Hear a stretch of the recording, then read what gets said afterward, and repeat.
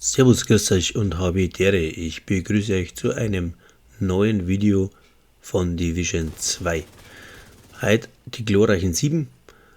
Meine ganz persönlichen DPS-Builds. Manche bringen da bis zu 17 Mille und das ist schon enorm. Also eins der stärksten Builds im ganzen Spiel, würde ich mal behaupten. Ja, in dem Sinn, da ich sagen, ich bin die Feldwulzen und Bockmaß.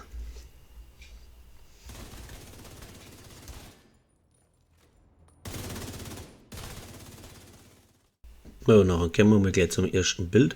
Das ist ein Voll-DPS-Bild, hat fast so viel Schaden wie das bekannte Striker-Bild, wird gespielt in die Raids. Ich habe da drin jetzt die Karabine, manche spielen es mit der MK4 und. Aber es ist das Bild, wo man im Raid bei jedem mitlaufen kann. Das einmal vorweg. Ich werde jetzt die ganzen Builds nicht bis ins kleinste Detail erklären, sondern ich verlinke oben die Erklärung von dem Bild, weil die meisten habe ich selber bei mir am Kanal und eben schon mal erklärt. Also ich spare mir jetzt das. Ich mache da jetzt halt bei alle 7 einen Schnelldurchlauf. Ja. Gerade, dass jeder mal einen Screenshot machen kann und das Klumpertz nachbauen. Ja, das kommt aus dem Raid-Bereich. Das Bild ist eigentlich ein Standard-Raid. Mit dem kann man bei jedem mitlaufen. Im Raid. Also ist es gescheit, wenn man sich das Ding einmal nachbaut. Und ja, dann geht's ab. Ich spiele es mit der Karabine 7, weil die sehr präzise ist. Man kann es aber auch mit der Farmers spielen. Wichtig ist, dass flinke Hände drauf sind und Schaden auf ungedeckte Ziele.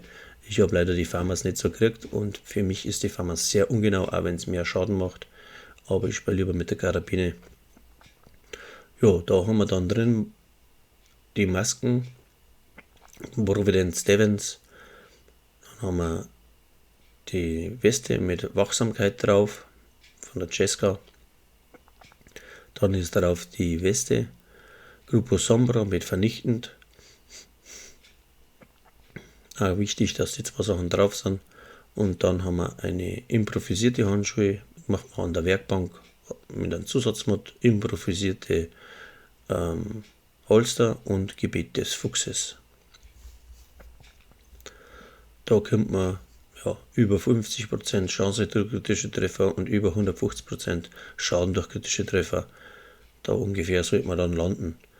Mit dem Schild beim Raid zum Spielen ist vielleicht nicht schlau.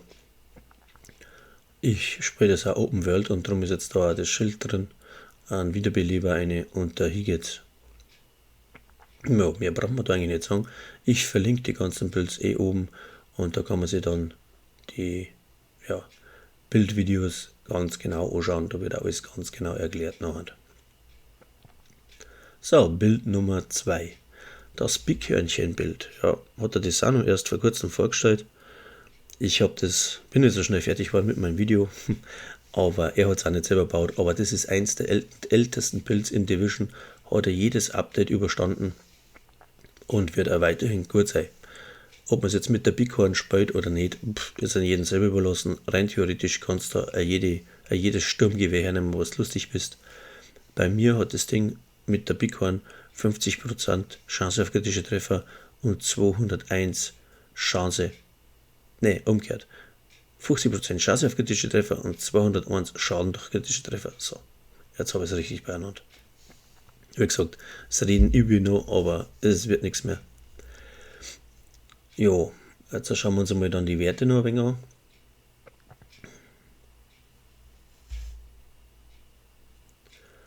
Ja, was ich verzeiht habe, 50 Chance, 201,5 Schaden durch. Ja, das ist das Wichtigste bei dem Bild. Mehr brauche ich da eigentlich auch gar nicht dazu sagen, weil das auch fast immer das gleiche ist bei den Schadensbild. Es gibt einfach ein paar gute Sachen und da kommst du nicht drum herum, wenn du auf Schaden gehst. Perfekte Wachsamkeit bei dem, das Geschenk. Unten wieder die Fuchs-Knieschoner. Ja. Und dann kann man gerne mal umeinander probieren, aber her wie so kommt man ganz, ganz schlecht. Irgendwo feilt es dann aber wieder. Ja, baut es nach, viel Spaß damit einmal. Und dann kommen wir zu Bild Nummer 3 schon langsam.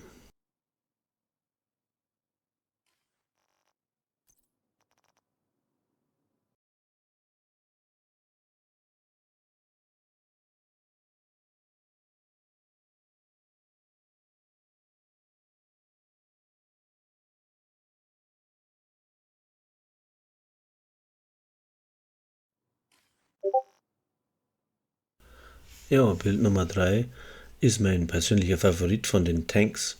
Es ist ein Tankbild, macht aber enorm viel Schaden. Das hat der Red Rabbit entworfen. Ich habe es nachgebaut. Und ja, ich muss euch trotzdem vorstellen, weil das ist extrem gut. Es gehört einfach zu den Top 7 bei mir dazu. Man macht mit dem Tank 7 Millionen pro Magazin und das noch ohne Buff von der Katharsis. Also das Ding haut schon extremst ein. Ist prädestiniert zum Legendärspielen. Man muss ein bisschen üben, dass man klarkommt damit, aber man kann da tatsächlich Vollgas mitmischen. Wichtig bei dem ganzen Bild ist, man muss durchgeführte Reparaturmods drin haben. Jetzt sage ich euch gleich, was ich da meine. Und dann regeneriert sich die Rüstung extrem schnell, wenn die Katharsis aktiviert wird. Und somit ist Überleben eigentlich schon gesichert.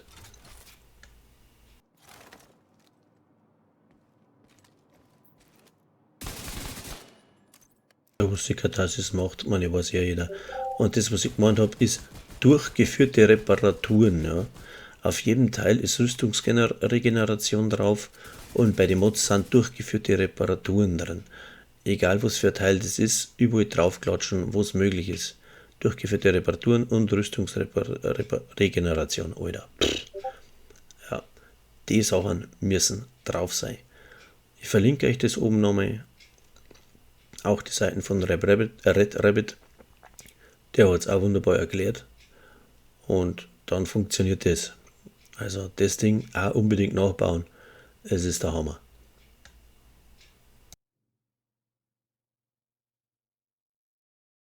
Ja, Bild Nummer 4, mein persönlicher Favorit für goldene Kugel. Es ist ein Dilemma-Set, auch Full Red mit der Kugelhölle spielt es. Ist ja ganz gut, wenn man neue Spieler den Charakter hochziehen hilft, ja, weil du brauchst nicht nachladen, laufst nebenher und pflastert alles weg, was daherkommt. Macht auch gut Schaden. Alles auf Rot, alles auf Chance auf Crit, Crit-Chance. Ich werde es echt nicht lernen. Ich probiere es auch nicht öfter, ich mag nicht mehr. Ja, was das Dilemma-Set macht, zeigt ja jeder. Wichtig bei dem Set einen Rucksack vom Dilemma dabei haben, weil der überträgt den Schaden nicht nur 60%, sondern der Schaden wird auf 100% übertragen auf die anderen Gegner, die man markiert. Also 3 kann man markieren und dann pflastert man dahin und dann macht man die ganzen Gruppen weg wie nix. Dann haben wir erhöht feindliche Verhandlung, Schaden am zusätzlich markierten Gegner von 60 auf 100%. So, da wieder vernichtend. Wie gesagt, verlinken tue ich das Ganze wieder oben. Da ist dann das Bild ausführlich beschrieben.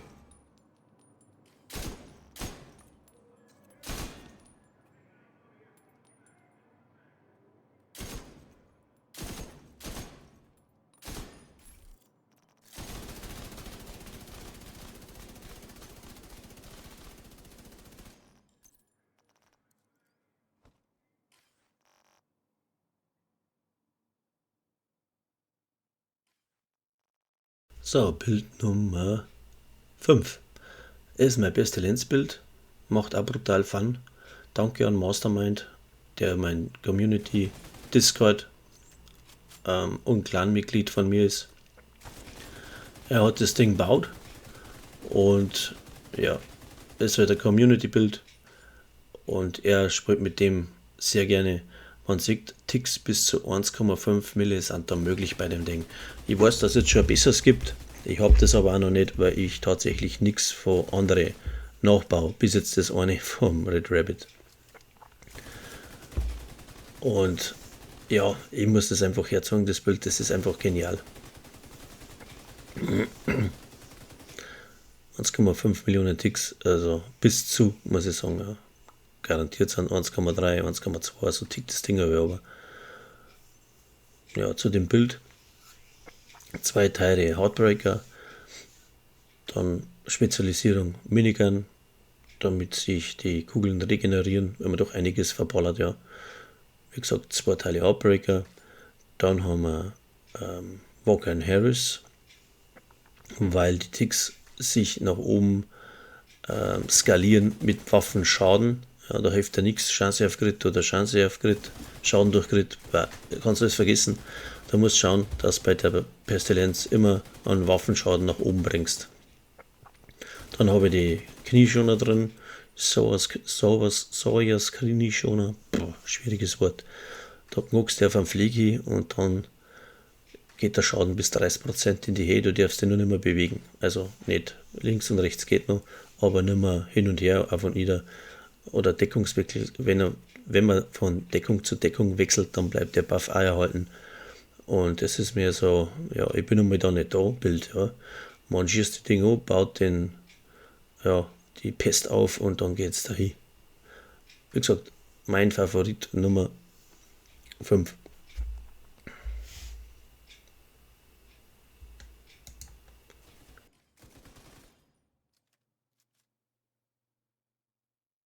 Ja, jetzt kommen wir zu Bild Nummer 6. Es ist wahrscheinlich, oder es ist das stärkste Bild in Division. Traum jetzt mal sagen. Das ist ein Striker-Bild, mit dem spielt man Incursion. Und da sind Schadenszahlen bis zu 17 Millionen möglich. Also zuerst den Buff vom Striker aufbauen, bekanntlich mit der Schrotflinte. Und dann geht's dahin, da habe ich die St. Elmo genommen und dann kriegst du Schadenszahlen bis auf 17 Millionen aus auf dem Ding. Das ist schon irre. Spielen tut mir das ganze Ding 4 Teile Striker, wichtig, Brust und Rucksack muss da mit dabei sein. Manche spielen das auch ein bisschen anders, aber Rucksack ist einfach ein Muss. Ja. Der muss auf alle Fälle drauf sein.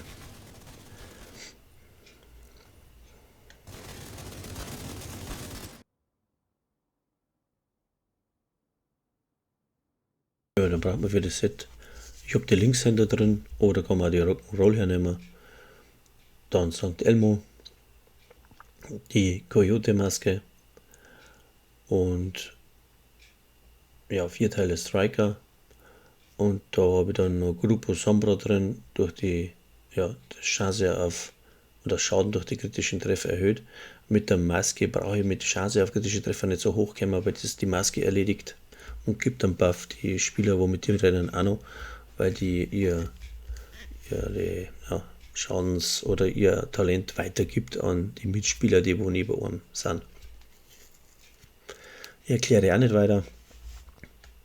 Kennen, glaube ich, tut es fast jeder, außer auf den Eier. Ich verlinke das wiederum oben für die genaue und korrekte Beschreibung von dem Ganzen.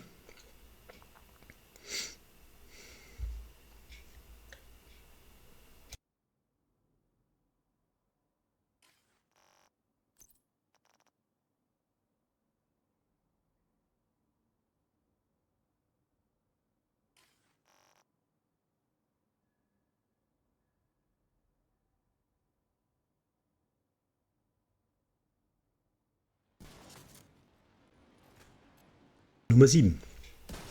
Die Nummer 7 ist mein persönlicher Favorit. Ich spiele das Ding so gern.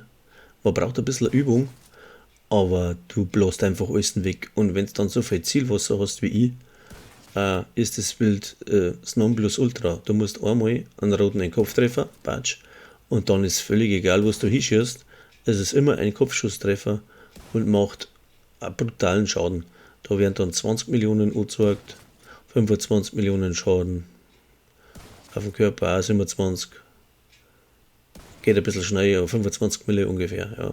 Man muss gerade ein bisschen aufpassen, wenn einer mit einem Helm oder mit einer Rüstung kommt, ja, dann braucht man 2-3 Schuss, bis der weg ist.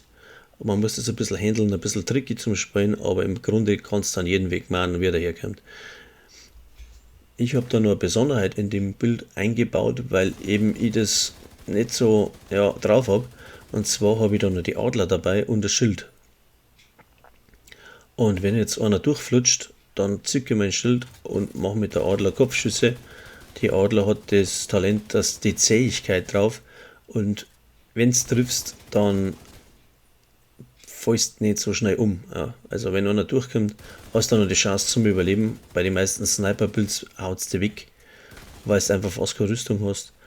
Aber so mit dem kommst du wunderbar durch und muss man halt ein bisschen vorsichtiger spielen. Und nicht so aggressiv, aber wie gesagt, mir gefällt das Bild. Ja, wie gesagt, das ist echt ein hammergeiles Bild. Ich habe es einfach so umgebaut, dass man halt dann auch mit der Adler ein bisschen schießen kann. Verbaut sind 4 Teile Heißsporn, dann das Geschenk und die Serienkiller-Weste oder Serienmörder-Weste von Walker Harris. Alles bei mir nachzufragen im Discord, der ist auch verlinkt im Kanal. Schaut euch das Video bis zum Schluss an, wenn ihr es bis dahin geschafft habt. Es rentiert sich einfach. Wenn ihr Fragen habt, haut es mir in die Kommentare, was von den einzelnen Builds heute. Und ja, lasst mal ein Like da. Ich freue mich drüber. Also nochmal zu einem Bild im Kurzen. Der weiße Tod, die Adler, Serienmörder Walker Harris. Alles gerollt auf Kopfschussschaden, wo geht. Und das ist eigentlich nur der ganze Trick bei der ganzen Sache. Also alle Teile auf Kopfschussschaden, so weit möglich. Und dann, ja, war es das für mich. Ich hoffe, euch haut das Video ein bisschen vieri und es habt das eine oder andere abschauen können. Jetzt hätte ich beinahe vergessen, was bei dem Bild halt super gut ist. Ein Kopfschusstreffer muss landen und dann kannst du immer noch am Körper schießen. Das ist für Leute, die so ein Zielwasser haben wie ich, also gar ganz enorm vom Vorteil. Ja, man muss halt immer schauen, dass man am Anfang einen roten erwischt oder einen lilan, ohne Heim, dass den auf einmal wegbläst und dann hat man den Buff und dann geht's dahin. Ja, das ist halt sehr wichtig bei dem Bild. Das ist das einzige Handicap, was mir zu so einfällt. Über den Heißsporn, ja, das kann sich ja jeder selber durchlesen. Ich mag nichts vorlesen. Und auf der Waffe ist halt auch wichtig, dass man das richtige Talent drauf hat. Der Waffe muss unbedingt das Talent entschlossen drauf sein. Am weißen Tod. Und nach Möglichkeit auch auf der Pistole. Also in dem Sinn, hat mich gefreut, wenn ihr bis dahin zugeschaut habt. Servus für euch und bis zum nächsten Mal. Bis die Pfeilwalzen wieder zuschlagt. Habe die Ehre.